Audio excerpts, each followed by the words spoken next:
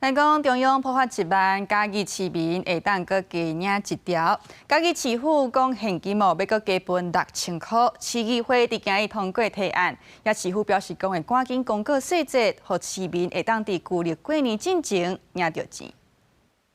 是天上掉下来的礼物。真欢喜的讲，这是天顶落来礼物，伫中央政府全面普发1万块现金了，嘉义市议会日日通过市府提案的进行经济加码普发6000块现金计划，有26万人会当领到。之下有这一笔多出来的经费可以运用，非常的好。今年的11月底，整个全嘉义市的那个户籍人口数大概是26万1000人左右啦。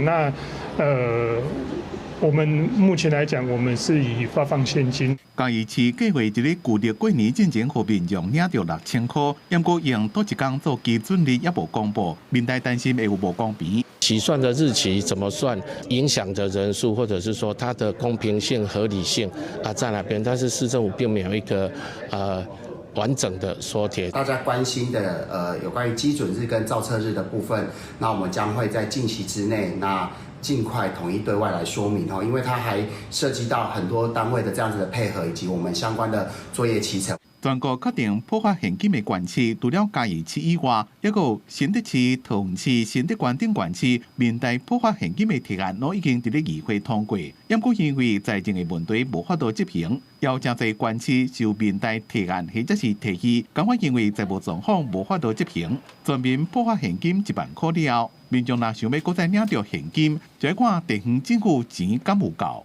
记者综合报道。